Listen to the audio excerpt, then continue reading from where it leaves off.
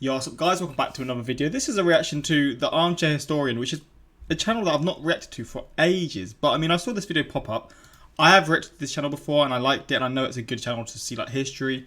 And I guess I want to start doing more history videos. And again, this popped up and it was to do with the Falklands War, and it's from Argentina's perspective. Which, I mean, the Falklands War isn't a war that I've really looked into, but I know it's obviously like, it's a small island that's part of the UK. I think it's part of the UK. It's like whatever. Like it has the same state of head of state, not state of head of state, and this kind of stuff. They've got like English accents there, which is what really blows my mind. I've gone on like little rabbit holes on YouTube, just looking at the Falklands and looking at like the people there and how they talk, and it just blows my mind how a country and how an island, not a country, so far away, has sort of like a British accent, but mixed in its own sort of way. It baffles me when I sort of really think about it. But yeah, the Falklands has always intrigued me. Not even necessarily the war, just how it is there, like how the people live there and all this kind of stuff, and how the UK like fund it and stuff like that. But I've only really seen it from the UK's perspective, and I know again there's a lot of rivalry between England and Argentina, or the UK and Argentina, because of this specific war. Maybe there's other ones as well, I don't know. But yeah, we're just going to jump into this. Hopefully going to enjoy. If you want more of these history reactions, I'm definitely down to do some. But let's just check it out, man. I'm really struggling to talk at the moment. The banner unfurls in the wind. After years of struggle, the people of South America have thrown off the yoke of their imperial oppressors, the decadent monarchy of Spain ejected from the New World. This is a free age for the United Provinces of Rio de la Plata, an age that begins on Las Malvinas, an archipelago some 300 miles or 410 kilometers east of what would become known as Argentina. The Proto-Argentines revel in their victory, which will last but 13 years. A British warship arrives at Las Malvinas, and in a bloodless invasion, forces the Argentines from their stake. Britain doing what they do best, ruining people's lives. For God's sake. The Proto-Argentines have no way of knowing that their descendants would try to avenge this theft, and that their failure to do so would bring their country back to its ideological root of democracy. Hi, I'm Griffin Johnson, the Armchair Historian. Territorial disputes have been a constant throughout history, but few land squabbles have the longevity of the dispute over the Falkland Islands, or Las Islas Malvinas. The islands have long been claimed by Argentina, but were ultimately settled by the British, whose colonists live there to this day. This is despite Argentina's multiple attempts to assert their claim to Las Malvinas diplomatically, arguably with the backing of the United Nations legal precedent. After a near century of diplomatic effort and British provocation, Argentina engaged the British in combat for the fate of Las Malvinas. This Falklands War is most often studied from the British perspective, weaving a tale of the aging empire flexing its military muscles in one last fight between the Old World and the New. In this episode, we will look at the Falklands War from the perspective of Argentina, and see why 1982 was the year the perilously positioned military dictators of Buenos Aires made a decision that would see the Argentine people revive the revolutionary spirit of their ancestors to usher in a new era of democracy. Many historians underestimate the role that military intelligence played during the Falklands War. During the conflict, the Government Communications Headquarters, or GCHQ, managed to crack Argentine ciphers, enabling the British to predict ambushes from the Argentine Navy, which led to the sinking of the General Belgrano by a British submarine. This brings us neatly to the sponsor of today's video, NordVPN. There we go. NordVPN, good sponsor too. Whenever there's a VPN, it's always a W, man. But I'm gonna skip it. But if you're interested, links are there. All that stuff, getting his money. Love to see it. VPN.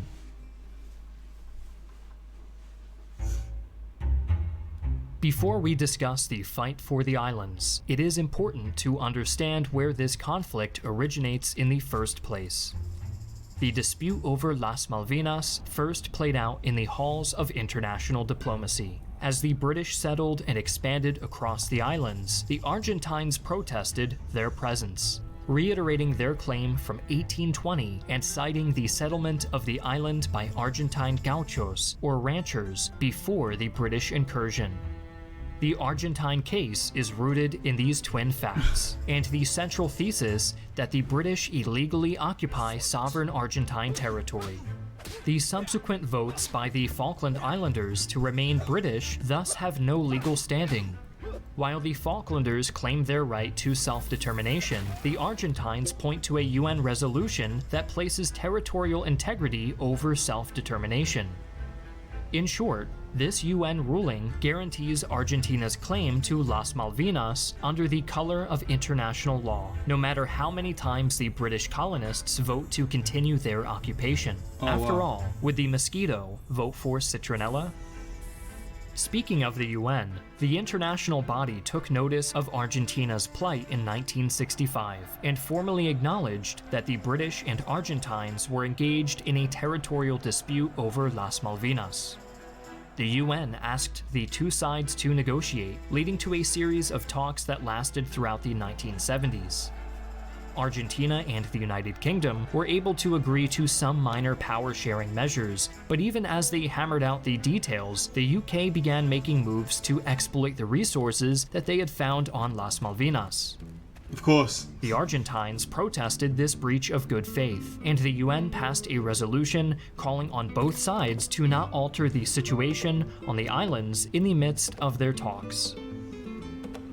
The UK took the resolution as an opportunity to reflect on their actions, and after careful consideration, continued to exploit the resources on Las Malvinas in flagrant disregard of— Bro, that's such a just a UK thing, man. This country has done so many shady things in its UN history, mandate. man. But the Argentines would have little time to protest this naked playing fast and loose with diplomacy. There were pressing issues at home that required government attention. In fact, it was the Argentine government that was the pressing issue. The same year the UN condemned the British breach, Argentina was upended by a coup that saw a military junta seize power. This group's military dictatorship sought to consolidate power through the elimination of its perceived opponents. In what would become known as the Dirty War, a 7-year campaign of terror, up to 30,000 enemies of the junta were rounded up by state forces or paramilitary organizations and taken to detention centers where they were tortured, murdered, or in many cases, both. Lovely. Women who gave birth in detention had their children seized and adopted by members of the junta, but the Argentine people had more to contend with than these attempts to bring them to heel. The economy was in shambles, and the situation continued to spiral out of control as the junta devolved into infighting and its members jockeyed to take supreme executive power. It was this jockeying that, in 1981, saw a triumvirate made up of Lieutenant General Leopoldo Galtieri, Admiral Jorge Anaya, and Brigadier General Omar Grafina depose the current president and install Galtieri into the role. The continued economic woes and ongoing dirty war had made the junta immensely unpopular with the Argentine people. And like all politicians, the three dictators knew that nothing brings the populace on side quite like a war. They reasoned a quick, splashy conflict ending in an easy— I do remember seeing that actually, like they sort of used the, I think anyway, he's going to say anyway, but my guess and what I remember is they used the sort of how they were struggling economically and all this kind of stuff as a sort of reason or as an excuse to sort of, I guess, try and take back the Falklands. I'm pretty sure. Win would drown out their— because the people, the general public, would have loved it for, I guess, reasons that I can understand. Reasoned a quick, splashy conflict ending in an easy win would drown out their critics in an overwhelming uproar of national pride. On March 19, 1982, a group of Argentine Marines landed on South Georgia Island, 810 miles or 1,300 kilometers from Las Malvinas. Dressed in civilian clothing, the Marines occupied an abandoned whaling station and raised their flag, in effect claiming the island for the junta. The British responded to this probe by sending Argentina an ultimatum: pull your people off the island or we will do it for you. The HMS Endurance, an armed icebreaker used as a patrol ship, was sent to South Georgia with a mighty force of 22 Royal Marines. Admiral Anaya read this not as a warning, but as an indication of apathy. The force sent to reclaim the islands included barely as many men as an association football match, and coupled with the overall drawdown of British ships and troops in the region, the admiral confidently informed his cohorts that the math added up to a simple conclusion: the British no longer cared about their South American territories. Argentina's splashy, easy victory was ripe for the taking, and it grew on the shores of Las Malvinas. With the forthcoming cheers of their people already ringing in their ears, the junta ordered an immediate invasion of the islands. The army that would mount this invasion was a force of decently armed conscripts racked with internal difficulties. The 10,000 Argentine infantry committed to the invasion carried modern weaponry and equipment into battle, including their own version of the Belgian FN-FAL. The Argentine Air Force outnumbered the British RAF 3-1 and would make deadly use of the cutting-edge Exocet anti-ship missile against the legendary Royal Navy. The Achilles heel of the Argentine forces, however, was morale. Your rank-and-file Argentine had little motivation to fight, a state of affairs exacerbated by some officers openly discussing with their men their opinion that the invasion was a poorly planned, quickly executed, glorified publicity stunt. Garrisons that would go on to be established on Las Malvinas came to be racked with apathy, as officers and enlisted men alike waited for their time as bargaining chips to come to an end, but more on that later. Life was made harder for the Argentine soldiers by other, more active officers, many of whom had allegedly served as interrogators for the junta and would lead their men with a combination of torture and sometimes murder, either for perceived cowardice or because the officers simply wanted to do it. What the fuck? Invasion veteran Ernesto Alonso recalled that their own officers were their worst enemies. The cherry atop this... If you're treating your own people like that, how are you expecting them to want to, like, end the... fuck me, I cannot talk today. You're wanting them to, like, fight with you and fight for you, then why are you going to treat them like that? Obviously, there's, like, in the military, there's a lot of, like, it's strict, all this kind of stuff, but still, you got to keep them on your side and, like, keep them morale high and stuff, like... It's kind of wild to me how... they'd expect that would work. Jenga tower of complications was the junta's unwillingness, despite their invasion fever, to commit their best troops to the conflict for fear of a Chilean invasion. The junta kept their best troops on the home front, sending underprepared conscripts to capture and reinforce Las Malvinas.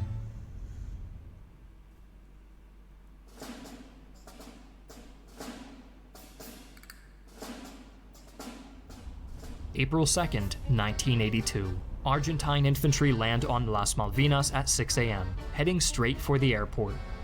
The landing strip falls with no resistance, and reinforcements are flown in just shy of 3 hours later.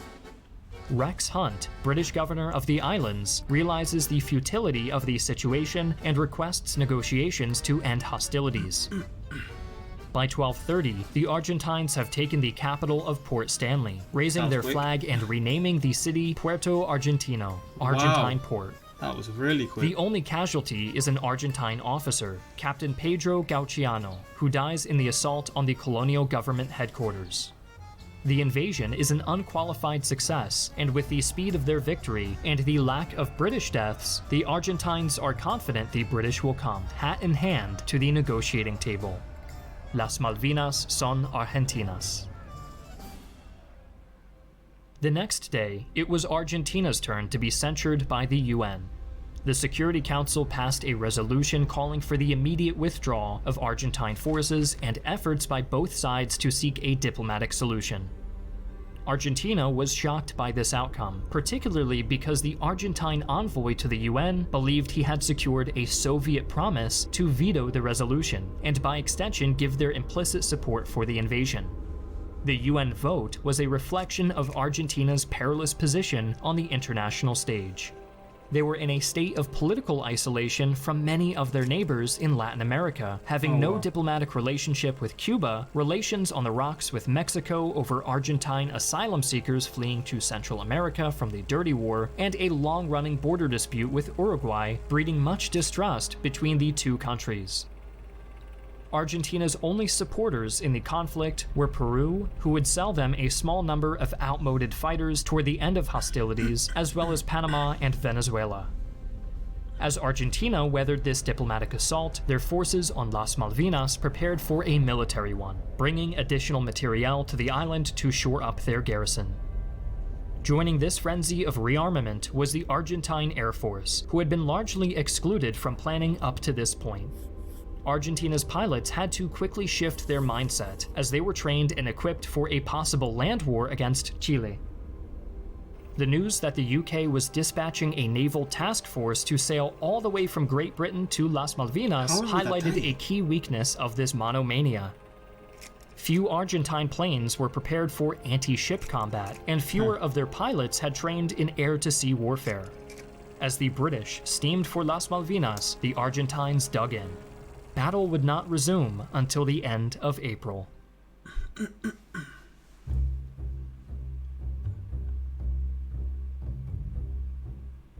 April would prove to be a patriotic month for Argentina. The junta was careful to tailor the narrative, ensuring that only the best possible news was given to the public. Military officers were installed in Argentine newspapers and television networks, overseeing coverage and keeping broadcasters and printers in line. The Argentine people erupted into a frenzy of support for their leaders, coming together to almost universally back the same junta that had tortured and murdered for years. Even known critics of the junta, like renowned polymath Ernesto Sabato, couldn't help but come on side. Sabato himself declared, "In Argentina, it is not a military dictatorship that is fighting. Opponents to the regime like myself are fighting for our dignity, fighting to extricate the last vestiges of colonialism. Don't be mistaken, Europe. It is not a dictatorship that is fighting for the Malvinas, it is the whole nation." This seems to indicate that in Sabato's mind, and perhaps the opponents of the junta who came to support it, the desire to eradicate colonialism trumped the desire for democracy, but it was not a desire that would survive the upcoming counterattack.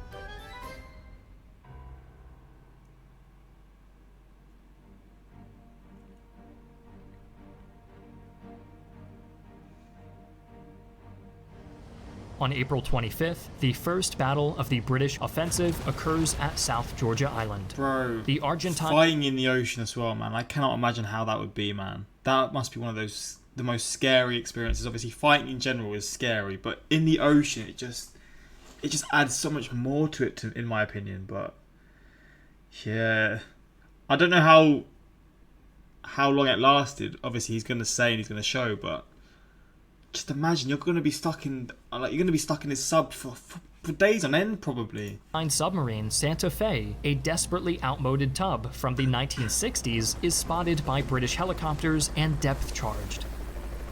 The Santa Fe takes a direct hit and is forced to surface, British helicopters coming in to finish her off. In a display of courage that beggars belief, the Argentine submariners take to the deck of their ship, firing FAL rifles and light machine guns at the British helos long enough for the Santa Fe to crawl into a friendly port. The editing is insane. But even as the Santa Fe escapes them, the British land a mixed contingent of Royal Marines and Special Air Service and Special Boat Service commandos. The small Argentine garrison on South Georgia surrenders without a fight, clearing the way for the British to attack Las Malvinas. The Argentines on Las Malvinas can only watch as the British surround the islands, establishing a naval exclusion zone around the archipelago. Puerto Argentino is bombed on May 1st, with the airport as the primary target. This marks the first phase of battle in earnest, an aerial and naval duel between the Argentines and British. This duel escalates the next day, when the HMS Conqueror sinks the Argentine cruiser General Belgrano outside the naval exclusion zone, killing 323. The attack on the Belgrano will constitute half of Argentina's war dead. The junta orders its ships to return to port for the duration of the conflict, ensuring that Britannia rules the waves. But the skies remain bitterly contested. Argentine flyers sink several British ships throughout the war at the cost of 22 planes, and the last of their Exocet missiles. On May 4th, British Harriers launch an assault on the airfields at Darwin, a settlement outside Puerto Argentino, only to have one of their planes downed by Argentine anti-aircraft fire. As the Harriers rocket overhead and the Argentines fill the sky with missiles and flak, Father Pablo Sosa tends to the Argentine wounded, giving them comfort or last rites in the chaos of battle. The father would be unofficially canonized the Saint of the Trenches by grateful Argentine soldiers, but seldom are wars won exclusively in the air and sea, and the conflict over Las Malvinas is no exception. On May 21st, the British land at Port San Carlos and Ajax Bay. The 4,000 British initially face no opposition, as the Argentines have taken up static defensive positions, ready to meet the assault from the trenches and earthworks. Argentine flyers do not let the British remain unopposed for long, however, launching sorties against the growing beachhead and racking up 3 sunk and 8 severely damaged British ships, many of which were carrying vital supplies. In yet another case of truth being stranger than fiction, the Argentines were tipped off to the British landing point by none other than the BBC, who ran a news story outlining the entirety of the British plan. What? Despite this the utter hell? betrayal by the producers of Wallace and Gromit, the British forces fight their way through the Argentine position and advance into the islands. That's insane. The Argentines meet the He British just gave away the whole tactics. What the fuck? in battle at Darwin on May 28th. They're dug in positions, enabling them to turn back the enemy. Late on the 28th, the Argentines receive additional reinforcements, and Lieutenant Colonel Italo Piaggi, commander of the Darwin garrison, seems to have the advantage, until the British send 2 POWs to Piaggi with a message. Surrender immediately or our artillery will bring Darwin crashing down around your ears. Piaggi chooses to surrender, justifying his decision thus. The battle had turned into a sniping contest. They could sit well out of range of our soldiers' fire, and if they wanted to, raise the settlement. The next day would see 1,000 Argentines at Goose Green, a settlement 2 miles or roughly 3 kilometers southeast of Darwin, fight a British force 3 times smaller, and be overrun. Between the battles at Darwin and Goose Green, the Argentines lose 55 men and suffer 86 wounded and 900 captured. The British capitalize on their momentum, sweeping Argentines off of Mount Kent, a key position overlooking Puerto Argentino.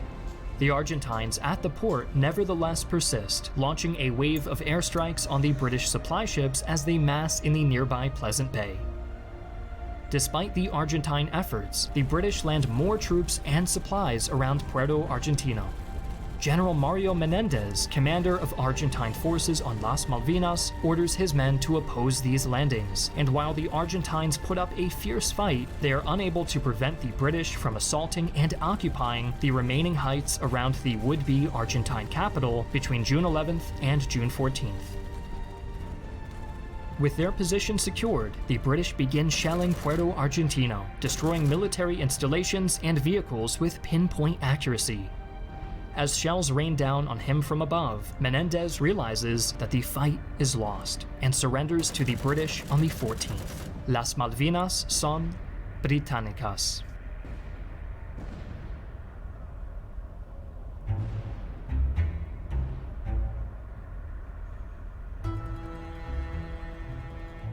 The revelation of surrender hits the Argentine people like a train. The junta's narrative quickly broke down as outside news sources began to be made available.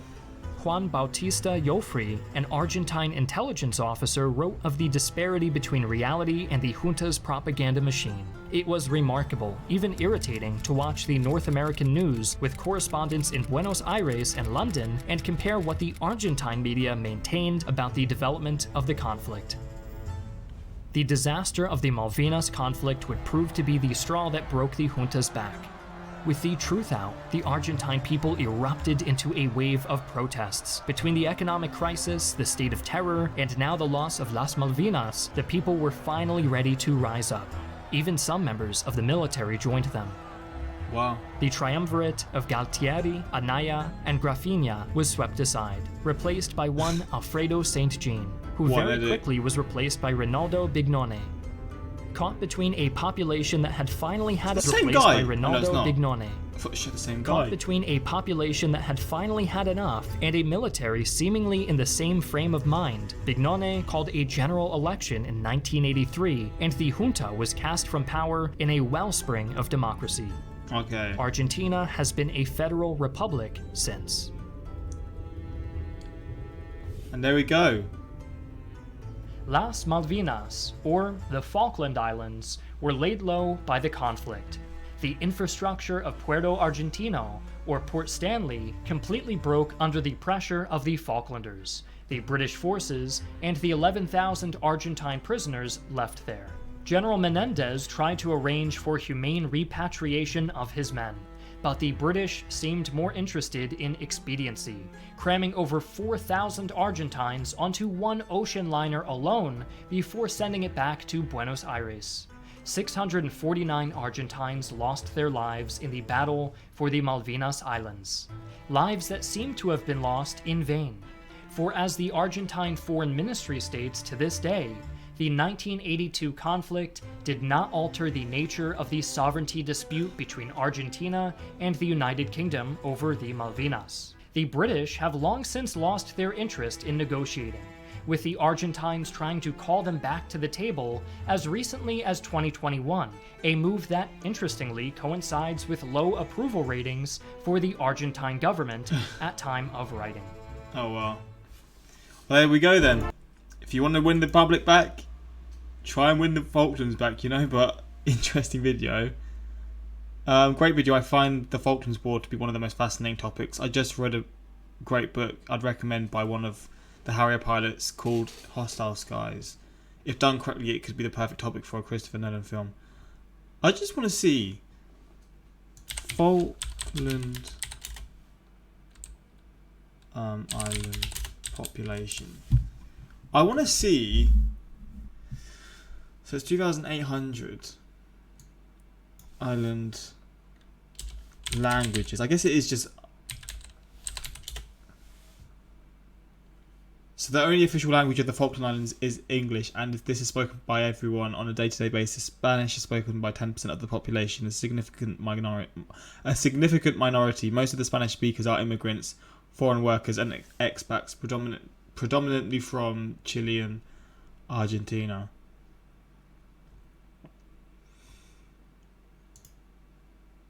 Because it just baffles me, yeah.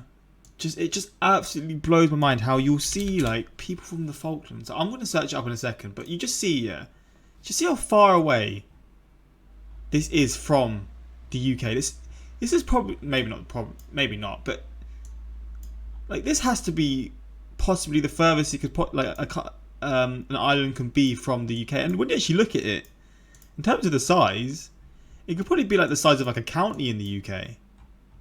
Like you got like. Yeah, you got like counties and stuff. Like this is one county. This is like another county. It could probably be the size of a county in the UK. Like you sort of know how you got states off of the US that are like. I'm just looking at this: South Georgia and the South Sandwich Islands. But I love these islands so much; they blow my mind. Then you got this one, Tristan da Cunha. Where is this? Edinburgh 7. Bro, I could look at this stuff all day. Yeah, this. And people live on like this little area here. Who owns Tristan da Cunha? Is it South Africa? Wait. I don't know if this is the right way to search it, but who owns Tristan da Cunha? Oh, Britain as well. But this place is crazy, man. Maybe it was Tristan da Cunha that I was looking at then. It just baffles me, man. Like, this is like literally just a volcano where people live. I mean, I gotta respect it, but my days, I could not do that. I could not live somewhere like this. I'd just be too scared on a day-to-day basis. Inaccessible Island, which I don't know. I guess that's just what it's called. Or it literally is what it is. You just can't access. You can't get there. You can't access it. But I just love looking at these little islands like this one. Where's this one called? Does anyone live here? French Southern Antarctic Islands.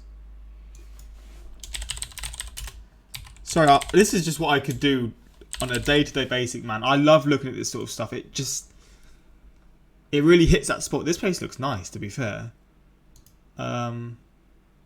Population. All 200. Oh, so it's for like scientists and stuff. No permanent population. I guess, yeah, this place would be freezing cold at certain points. And then where else? You've got, what are these ones called? The French, this is definitely owned by France. The Reunion Islands. Mauritius, which is its own country. One of my friends was from here. Is this... Where's this one? Is this literally just a port? What? I'm so confused.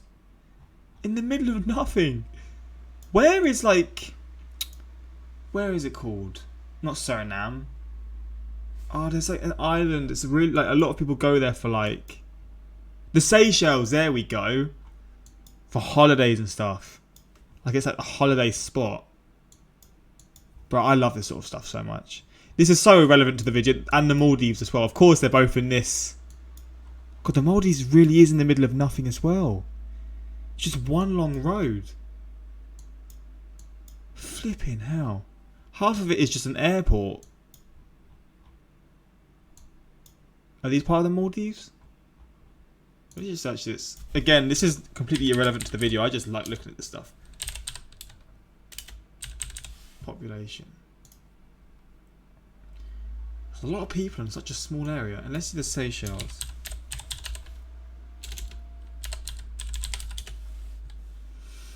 So I wonder how people ended up getting to these places in the first place. Like when, like how?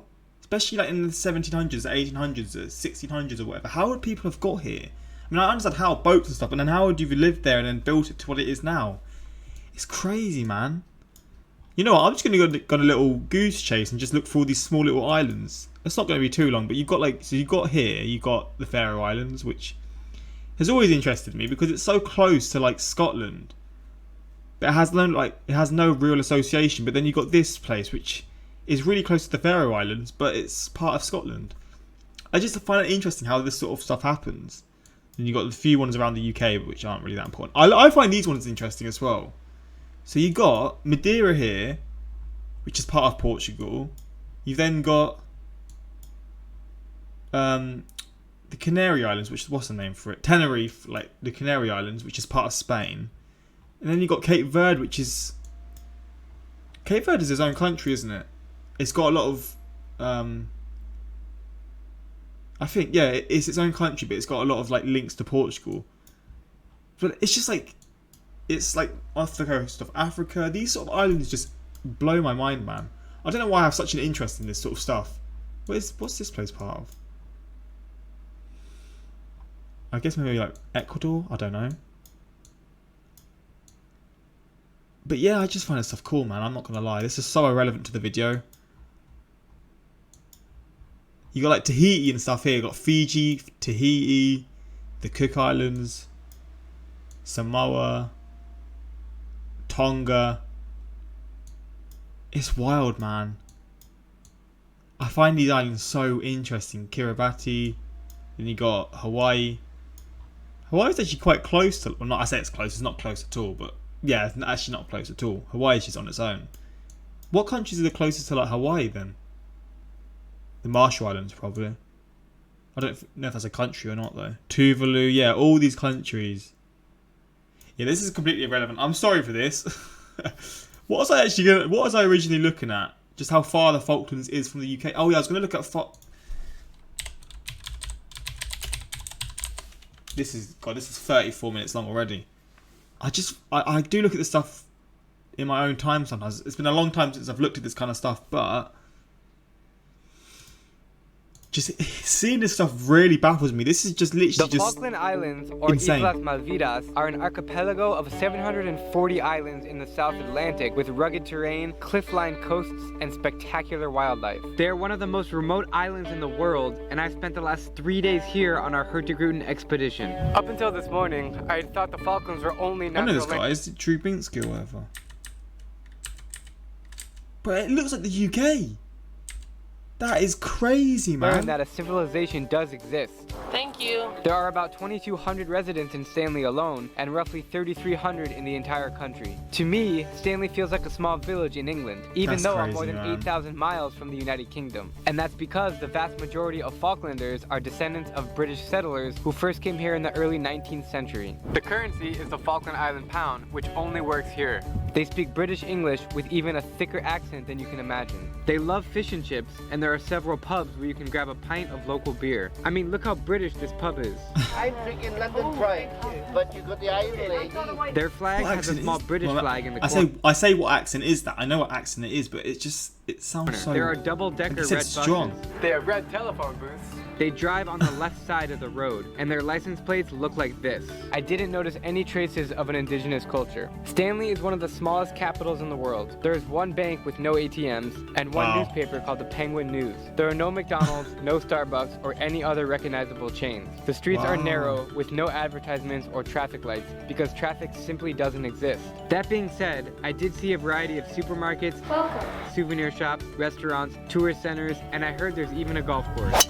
It's quite interesting if you ask me. That's not the As golf you can see, course there, it's is an it? extremely peaceful life here in the Falklands, and the people are very kind. Welcome to the Falkland Islands. But on the other She hand, does the sound politics British. are not so peaceful. The sovereignty of the Falkland Islands is an ongoing We've dispute. just seen this sort of stuff, but now let's look at one. But this is going to be such a long video.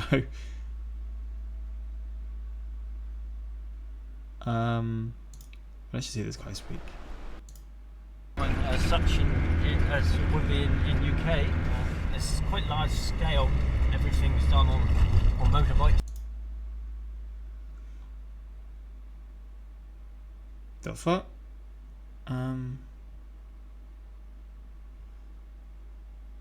Not this evil person. Yeah, but not gonna get into that because I can't even find any accent videos. I feel like I've seen them before. Obviously, I saw people speak in the Drubinski video, but yeah, this stuff just really blows my mind, man. I just want to literally just go on Google Maps now and just search for these tiny little islands, and I can just look into them because I find this stuff so fun. Where's this place? Where's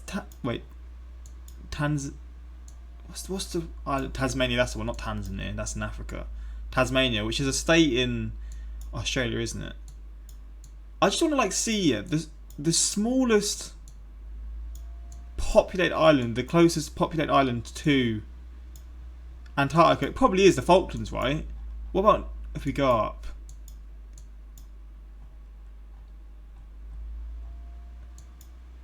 Is this like a little populated place? God damn. Are these places like populated? Nah. No?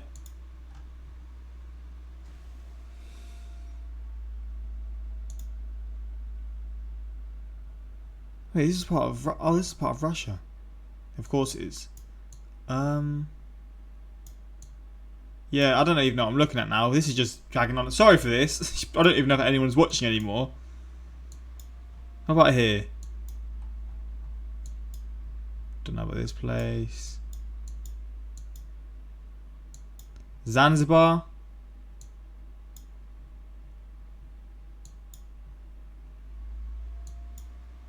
Comoros. Mayotte, Madagascar. Madagascar is one of those sort of magical places for me, man. I just never thought it was a real place until I actually obviously grew up because of the film and stuff. I just thought it was like a huge jungle when I was a kid, but it ain't. Wait, where's this place? Don't say this is populated. The flipping hell is this? Hangaroa. Oh, Easter Island. Oh, I know about this place.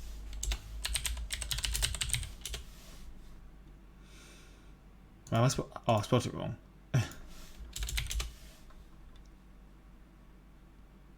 That's 3,000 to be fair. It's a lot of... It's quite a high population. So when you think about this is a really small island when you see about how far away it is from everything as well. It just scares me how a place so small. Like, you could like have like an earthquake, or you could have like a tsunami or what, and it's just going to wipe you out because you've got no land to go to. And that's what scares me. It's probably a really bad way to live, but that's just how I sort of think. I know about Bora Bora.